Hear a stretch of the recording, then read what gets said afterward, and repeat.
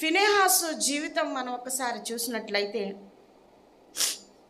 దేవుని పట్ల గొప్ప ఆసక్తి కలిగిన మరి సేవకుడు ఆయన. దేవుడు ఓర్వలేనిది ఫినెహాసు ఓర్వలేకపోయాడు. తను ఎవరు అని చూసినట్లయితే ఇక్కడ యాజకుడైన అహరోను మనవడును ఎలియాజరు కుమారుడైన ఫినెహాసు అని రాసి ఉందండి. ఎంత గొప్ప విషయం! దేవునికి అనేక విషయాలు, చాలా విషయాలు నచ్చవు.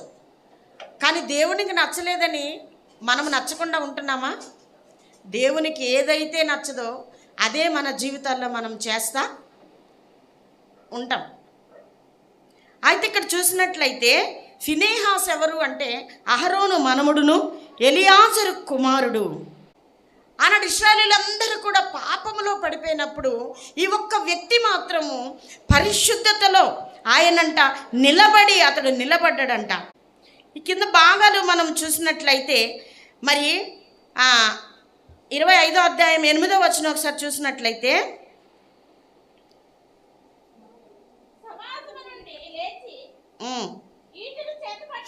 7-8 చదువుదాం. యాజకుడైన అహరోను మనముడును ఎలియాజరు కుమారుడైన ఫినెహాసు అది చూచి సమాజము నుండి లేచి ఈటెను చేతపట్టుకొని పడక చోటికి ఆ ఇశ్రాయేలీని వెంబడి వెళ్ళి ఆ ఇద్దరిని అనగా ఆ ఇశ్రాయేలీని ఆ స్త్రీని కడుపులో గుండా దూసిపోవునట్లు పొడిచెను.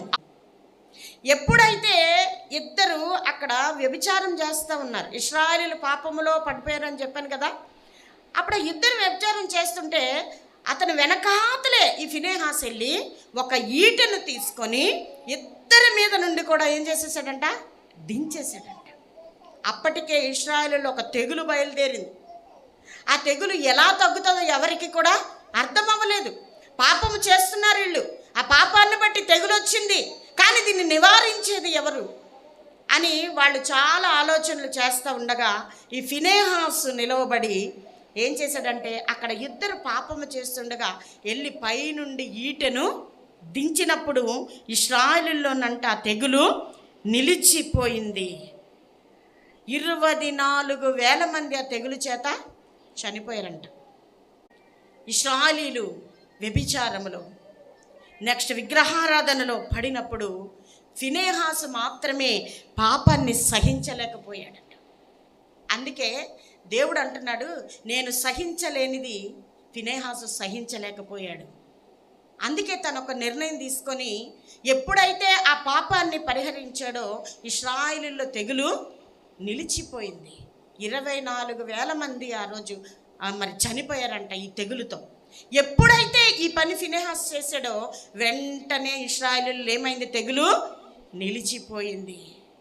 కీర్తనలు 69వ అధ్యాయము 9వ వచనంలో అంటాడు, నీ మందిరమును గూర్చిన ఆసక్తి నన్ను భక్షించుచున్నది, నీ మందిరమును గూర్చిన ఆసక్తి నన్ను భక్షించుచున్నది అని భక్తుడు చెప్తా ఉన్నాడు. నీ మందిరము గూర్చిన ఆసక్తి నన్నెంతో భక్షిస్తుంది. నేనేమీ చేయలేని పరిస్థితుల్లోనున్నాను, కానీ ఆశ అయితే నీ మందిరానికి నేను ఎంతో చేయాలని ఆశ కలిగి ఉన్నాను. యోహాను సువార్త 2వ అధ్యాయం 17వ వచనంలో చూసినట్లయితే యేసు కూడా దేవుని మందిరం పట్ల ఆసక్తిని చూపించాడు. ఎందుకంటే అక్కడ ఒక దేవాలయంలోనికి వెళ్ళినప్పుడు ఆ దేవాలయం వీళ్ళందరంట వ్యాపార స్థలముగా మార్చారు. అప్పుడు దేవుని కోపం వచ్చింది, నా మందిరాన్ని మీరు వ్యాపార స్థలముగా మారుస్తారా అని చెప్పి అక్కడ దేవుడు కోపపడి నా మందిరాన్ని ఇలా చేసినందుకని అక్కడ అంతా ఆ పావురాలు అమ్ముకునే వాళ్ళని, అక్కడ వ్యాపారాలు చేసుకునే వాళ్ళని అందరినీ కూడా యేసు ప్రభు అందరినీ కూడా తరిమినట్లుగా మరి దేవుని వాక్యములో దేవుడు చూపిస్తూ ఉన్నాడు. ఇక్కడ కూడా దేవుని మందిరము పట్ల ఆసక్తిని మరి యేసు ప్రభు కూడా చూపించాడు. ఆయన శిష్యులంట నీ ఇంటిని గూర్చిన ఆసక్తి నన్ను భక్షించునని వ్రాయబడి ఉన్నట్లు జ్ఞాపకానికి అప్పుడు తెచ్చుకున్నారంట. ఎప్పుడైతే దేవుని మందిరంలో వ్యాపారం చేస్తూ ఉంటే యేసు ప్రభు కోపం వచ్చి ఇవి నా మందిరాన్ని మీరు వ్యాపార స్థలముగా చేస్తారా అని చెప్పి అక్కడ ఉన్నవన్నీ కూడా బయటికి తోసేసి ఆ మందిరము కొరకు యేసుప్రభు ఎప్పుడైతే అలా చేశారో అక్కడ శిష్యులు అనుకుంటున్నారంట, నా మందిరమును గూర్చి ఆసక్తి నన్ను భక్షించునని వ్రాయబడినట్లుగా వాళ్ళు జ్ఞాపకము చేసుకున్నారు. ఎప్పుడైతే యేసుప్రభు కోపం వచ్చిందో, నిజమే దేవుని వాక్యం ఇలా చెప్పింది కదా, ఇప్పుడు అదే జరుగుతున్నది అని అక్కడ జ్ఞాపకము చేసుకున్నారు. దేవుని మహిమ మన జీవితంలో ఏ స్థానంలో ఉండాలి? మొదటి స్థానంలో ఉండాలి. కానీ మహిమను తీసుకెళ్ళి మనం ఎక్కడో వెనకతలు పెట్టి అన్నీ కూడా మన ముందు పెట్టుకుంటాం. కానీ అది ఎంత మాత్రం మనకి క్షేమము కాదు. మన జీవితంలో మొదటిగా ఉండాల్సింది ఏంటంటే దేవుని మహిమ. 11వ వచనం చూసినట్లయితే, ఫినెహాసు ప్రజలు అభిప్రాయాన్ని కాకుండా దేవుని చిత్తాన్ని ఎన్నుకున్నాడంట. అక్కడ 11వ వచనం చదివినట్లయితే, నేను ఓర్వలేని దానిని తను ఓర్వలేక పోవుట వలన ఇశ్రాయేలీయుల మీద నుండి నా కోపము మళ్ళించెను. ఇక్కడ ఏం చేశాడంటే, ఫినెహాసు చేసిన పనికి ఆ ప్రజల అభిప్రాయాన్ని తీసుకోలే ఫినెహాసు. అక్కడ లేకపోతే చాలామంది పెద్దోళ్ళు ఉన్నారు, వాళ్ళందరి అభిప్రాయం తీసుకోలే. ఆ ఇశ్రాయేలీయుల్ని చూశాడు, వెనకాతలు వెళ్ళాడు. అక్కడ తను ఏం చేశాడు? దేవుడు ఓర్వలేని దాన్ని ఆయన ఓర్వలేకపోయాడు. వెంటనే అక్కడ ఇశ్రాయేలీయుల మీద తెగులు నిలిచింది. దేవుని నామానికి మహిమ కలుగునుగాక. 1 పేతురు 1వ అధ్యాయము 15వ వచనం చూసినట్లయితే, కాగా మీరు విధేయులకు పిల్లలై మీ పూర్వపు అజ్ఞాన దశలో మీకుండిన ఆశలను అనుసరించి ప్రవర్తింపక, మిమ్మును పిలిచినవాడు పరిశుద్ధుడై ఉన్న ప్రకారము. మనల్ని పిలిచినవాడు ఎవరండి? పరిశుద్ధుడు, పాపము లేనివాడు. మిమ్మల్ని పిలిచినవాడు పరిశుద్ధుడై ఉన్న ప్రకారము మీరును పరిశుద్ధులై ఉండుడి. మీరు కూడా పరిశుద్ధులై ఉండుడి. అపరిశుద్ధతగా మనం ఉండాలని ఆయన మన కొరకు రక్తము చిందించలేదు. ఆయనకి ఇష్టం లేని వారుగా ఉండాలని ఆయన ఎప్పుడూ కూడా మన ఎడల అలా ఉండకూడదని కోరుకొని ఆయన మనకు కొన్ని మాదిరిని విడిచిపెట్టి వెళ్ళాడు. వాటిని మనల్ని వెంబడించమన్నాడు. మనం కలిగి ఉన్న దేవుడు పరిశుద్ధుడై ఉన్న ప్రకారం మనం కూడా పరిశుద్ధులుగా ఉండాలని ఆయన రోమీలకు రాసిన పత్రిక 12వ అధ్యాయము 9వ వచనం చూసినట్లయితే, మీ ప్రేమ నిష్కపటమైనదై ఉండవలెను, చెడ్డదాన్ని అసహించుకొని మంచిదానిని హత్తుకొని ఉండుడి. చెడ్డదానిని అసహించుకున్నాడు. ఆ పని ఎవరు చేశారు? బైబిల్లో పౌలు చేశాడు. చెడ్డదాన్ని ఏం చేశాడు? పెంటగా ఎంచుకున్నాడు. ముందున్న వాటికై ఆయన వేగిరపడ్డాడు. అదే మాట రోమీలకు రాసిన పత్రికలో పౌలే మాట్లాడుతున్నాడు. ఏమనంటే, మీ ప్రేమ నిష్కపటమైనదై ఉండవలెను, చెడ్డదాన్ని అసహించుకొని మంచిదానిని హత్తుకొని ఉండుడి. క్రైస్తవుడంట పాపముతో రాజీ పడకూడదటండి. ఫినెహాసు రాజీ పడలేదు కాబట్టి ఆ రోజు ఇశ్రాయేలీయులందరూ పాపం చేస్తుండగా ఒకే ఒక వ్యక్తి వెళ్ళి దేవుడు ఓర్వలేని దాన్ని ఆయన ఓర్వలేకపోయాడు. ఆయన చేసిన పనికి ఇశ్రాయేలీయులందరిలో తెగులు నిలిచిపోయింది. అంతేకాకుండా ఆయనతో నిబంధన చేశాడంట. దేవుడు నిబంధన చేశాడు. దేవుడు ఓర్వలేని దాన్ని ఫినెహాసు ఓర్వలేకపోయాడు. ఒక వ్యక్తి విశ్వాసంగా ఉంటే అది అనేక మందికి ఆశీర్వాదం. ఫినెహాసు ఒక్కడ విశ్వాసంతో ఉన్నాడు. ఆ దినము ఇశ్రాయేలీయులందరికీ కూడా ఏమొచ్చిందంటే తెగులు నిలిచిపోయింది. నిత్య నిబంధనతో దేవుడు ఫినెహాసుని నిబంధన చేశాడు. ఒక వ్యక్తి విశ్వాసంగా ఉంటేనంట మొత్తం సంఘానికి ఆశీర్వాదము, కుటుంబానికి ఆశీర్వాదము, ఆ గ్రామానికి ఆశీర్వాదము. ఒక వ్యక్తి విశ్వాసంగా ఉంటే అనేక మందికి ఆశీర్వాదంగా మారుతుంది. 8వ వచనం 25:8, సమాజము నుండి లేచి ఈటను చేత పట్టుకొని ఆ పని ఎప్పుడైతే చేశాడో ఫినెహాసు వెంటనే దేవుని కోపము తగ్గింది, తెగులు ఆగిపోయింది. యాకోబు పత్రిక 5వ అధ్యాయము 16వ వచనం చదువుకుంటే, నీతిమంతుని ప్రార్థన గొప్ప విజయం ఇస్తుంది, ఫలితాన్ని ఇస్తుంది. మనోపూర్వకమై గొప్ప బలము గలదై ఉండును. ఒకే ఒక్కడు అక్కడ చేసిన పనికి దేవుని కోపము తగ్గింది, అక్కడ రోగము నిలిచిపోయింది. ఫినెహాసు ఒక్కడు చేసిన పనికి దేవుని కోపము తగ్గిపోయిందంట. అక్కడ ఇశ్రాయేలు 24,000 మంది చనిపోయారంట. అప్పటికే ఫినెహాసు ఒక నిర్ణయం తీసుకునేటప్పటికి ఆ రోగం అక్కడ నిలిచిపోయింది. యెహెజ్కేలు 22వ అధ్యాయము 30వ వచనం, నేను దేశమును పాడు చేయకుండానట్లు ప్రాకారమును దిట్టపరచుటకును బద్దలైన సందులలో నిలుచుటకును తగిన వాడెవడని నేను ఎంత విచారించినను ఒక్కడైనను. బద్దలైన సందులలో మనం నిలవబడాలి. ఇక్కడ అందుకే యెహెజ్కేలు గ్రంథంలో దేవుని వాక్యం చెప్తుంది ఏమంటే, నేను దేశమును పాడు చేయకుండానట్లు. ఇశ్రాయేలులో రోగము నిలిచిపోవడానికి ఫినెహాసుని దేవుడు ఎలా ఎన్నుకున్నాడో అలాగే నేను దేశమును పాడు చేయకుండానట్లు ప్రాకారమును దిట్టపరచుటకును బద్దలైన సందులలో నిలుచుటకును తగిన వాడవడని నేను ఎంత విచారించినను ఎవ్వడు నాకు కనబడలేదు. ఒక విశ్వాసి నిలబడితే కుటుంబానికి, సంఘానికి, సమాజము కూడా ఆశీర్వదించబడుతుంది. బద్దలైన సందులలో మనము నిలిచేవారిగా ఉండాలి. దేవుని కోపాన్ని తగ్గించేవారిగా ఉండాలి. రోగము నిల్వ చేసేవారిగా మనము ఉండాలి. ఒక్క విశ్వాసంగా ఉంటే సంఘానికి క్షేమం, సంఘానికి ఆశీర్వాదం, కుటుంబానికి ఆశీర్వాదం, సమాజానికే ఆశీర్వాదం.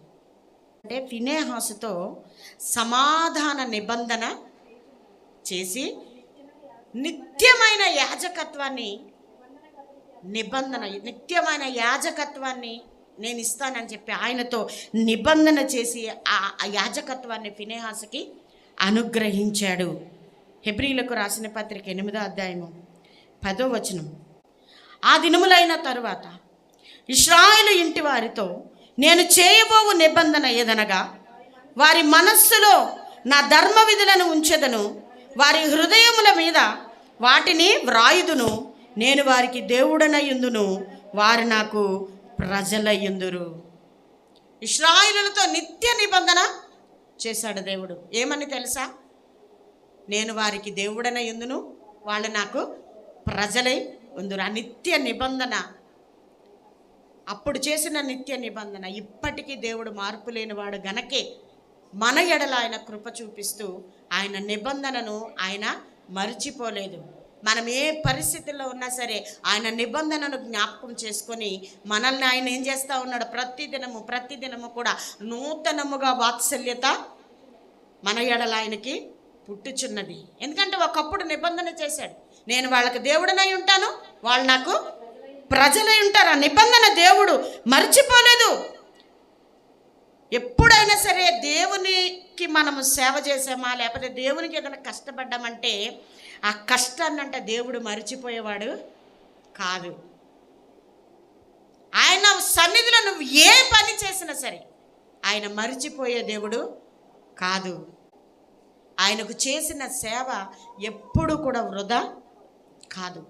106:30వ వచనం చూస్తే, ఫినెహాసు లేచి పరిహారము చేయగా ఆ తెగులు ఆగిపోయెను, నిత్యము తరములన్నిటను అతనికి ఆ పని నీతిగా ఎంచబడిందంట. ఆ రోజు ఫినెహాసు తీసుకున్న నిర్ణయం ఇశ్రాయేలుల పాపాన్ని నిలిచిపోయింది, దేవుని కోపము తగ్గింది, ఆయనతో నిత్య నిబంధన యాజకత్వాన్ని ఆయనకు దేవుడు ఇచ్చాడు. ఆయన గొప్ప ప్రార్థించే నాయకుడిగా కనిపిస్తా ఉన్నాడు. ఇక్కడ చూసినట్లయితే ఫినెహాసు నిలవబడి పరిహారము చేయగా చేయగా ఆ తెగులు ఆగిపోయింది. నిత్యము తరములన్నిటను అతనికి ఆ పని నీతిగా ఎంచబడింది. దేవుని నామానికి మహిమ కలుగును గాక. అదొక మనుషులముగా మనం ఆలోచిస్తే అది చెడ్డే, కానీ దేవునికి మంచిది. అందుకే దేవుడు అంటున్నాడు, నేను ఓర్వలేని దాన్ని ఫినెహాసు ఓర్వలేకపోయాడు. దేవుడు ఓర్వలేనిదంట ఫినెహాసు ఓర్వలేకపోయాడు. అందుకే ఆ రోజు బండ సందులలో నిలిచినట్లుగా నిలిచి ఫినెహాసు దేవునికి ప్రజలకు మధ్యగా ఉండి ఆయన ఏం చేశాడంటే ఒక కార్యము చేశాడు. వెంటనే ఇశ్రాయేలు తెగులు నిలిచిపోయింది, దేవుని కోపము తగ్గింది, ఆయనతో నిత్య నిబంధన చేశాడు. నేను వారికి దేవుడైనందును వాళ్ళు నాకు ప్రజలై ఉంటారని నిత్య నిబంధన చేశాడు. అంతేకాకుండా యాజకత్వాన్ని కోసం కూడా నిత్య నిబంధన మరి ఫినెహాస్తో చేశాడు. అనేక విషయాలు. ఒకే ఒక్క వ్యక్తి మన సంఘంలో ఒక విశ్వాసము కలిగి ఉంటే సంఘానికి ఆశీర్వాదం, ఊరికి ఆశీర్వాదం, ప్రజలకు ఆశీర్వాదం, సమాజానికి ఆశీర్వాదం రావట్లేదు అంటే మనకెవ్వరికీ కూడా విశ్వాసము లేదు. ఉంది అని ఒకవేళ భ్రమలో ఉంటే దేవునికి ప్రతి విషయం కూడా తెలుసు, ఆయనకి మరుగైనది ఏది కూడా లేదు. 2వ దినవృత్తాంతాల గ్రంథము 7వ అధ్యాయము 14వ వచనం. 2వ దినవృత్తాంతములు 7:14. నా పేరు పెట్టబడిన నా జనులు తమను తాము తగ్గించుకొని ప్రార్థన చేసి నన్ను వెదకి చెడు మార్గములను విడిచిన ఎడల ఆకాశము నుండి నేను వారి ప్రార్థనలను విని వారి పాపములను క్షమించి వారి దేశమును స్వస్థపరుస్తాను. దేవుని ప్రజలు ప్రార్థిస్తే, విశ్వాసముగా ఉన్న మనము ప్రార్థన చేస్తే దేవుడు స్వస్థపరుస్తాడు. అందుకే తిమోతికి పౌలు రాస్తాడు, విశ్వాసులకు నువ్వు మాదిరిగా ఉండు. ఈ ఫినెహాసు జీవితంలో మనము 5 మంచి విషయాలు మనం నేర్చుకున్నాం. ఏంటి అంటే దేవుని మహిమ కోసం మనం ఆసక్తి కలిగి ఉండాలి. ఇందాకేం చెప్పాను, మహిమ మన ముందుగా దేవుని మహిమను మనము కలిగి ఉండాలి అని మొదటిగా నేను ముందు చెప్పాను. ఈ ఫినెహాసు ఆయన మహిమను ముందు పెట్టుకొని ఆయన ఆ కార్యము చేయడము జరిగింది. ఇంకోటి ఏంటంటే పాపముతో రాజీ పడలే. అక్కడ పాపము జరుగుచున్నదని నాకెందుకులే అని ఆయన రాజీ పడిపోయి అందరిలాగే అతను లేడు. ఎంత మాత్రం కూడా పాపముతో రాజీ పడలేదు. తర్వాత ధైర్యంగా నీతి పక్షాన నిలిచాడంట. ధైర్యంగా నీతి పక్షాన నిలిచాడు. ఈరోజు తగువైతే మనం ఎవ్వరం కూడా న్యాయము చెప్పం. మనకెందుకు, మనం మాట్లాడితే మన మీదకి వస్తుందని ఎవరు మాట్లాడరు. కానీ ఫినెహాసు అలా చేయలే. నీతి పక్షాన ఫినెహాసు నిలబడ్డాడు ధైర్యంగా. 3 విషయాలు. దేవుని మహిమ కోసం ఆసక్తి కలిగి ఉన్నాడు. రెండోది, పాపముతో రాజీ పడలేదు. తర్వాత ధైర్యంగా నీతి పక్షాన ఆయన నిలబడ్డాడు. తర్వాత దేవుడంట విశ్వాసులను ఘనపరుస్తాడు. మీరు నన్ను ఘనపరిస్తే నేను మిమ్మను ఘనపరుస్తాను. విశ్వాసులుగా మనము దేవుణ్ణి ఘనపరిచినట్లయితే ఆయన మనలను ఘనపరుస్తాడు. మన జీవితం ఇతరులకు ఆశీర్వాదకరంగా ఉండాలి. మన జీవితం ఎలా ఉండాలి? ఇతరులకు ఆశీర్వాదకరంగా ఉండాలని రాత్రి దేవుడు కోరుతా ఉన్నాడు. మనం ఎవరికైనా ఆశీర్వాదంగా ఉన్నామా? మన విశ్వాసం ఎంతవరకు ఉంది? దేవుడు ఓర్వలాని దాన్ని ఫినెహాసు ఓర్వలేకపోయాడు. ఇశ్రాయేలులో తెగులు నిలిచిపోయింది, దేవుని కోపము తగ్గింది. తర్వాత ఫినెహాసుతో నిత్య నిబంధన దేవుడు చేశాడు. ఆ నిత్య నిబంధన ఆయనతో నిలవబెట్టి ఇశ్రాయేలుకి ఎన్నటికీ కూడా నేను వాళ్ళకి దేవుడినై ఉంటాను, వాళ్ళు నాకు ప్రజలై ఉంటారు. ఆ చేసిన నిబంధనను బట్టి నిన్ను నన్ను లయం చేయకుండా ఇంకా ఇంకా ఇంకా మారు మనసు పొందుతామని దేవుడు వెయిట్ చేస్తూ ఉన్నాడు. ఆ ఒక్క నిబంధన. మనం అనేక మార్లు ఆయన సన్నిధిలో మాట తప్పిపోయాం, అనేక మార్లు ఆయనకి మనం మాట ఇచ్చి తప్పిపోయాం. కానీ ఆయన మాట తప్పే దేవుడు కాదు, మాటను నిలబెట్టుకునే దేవుడు.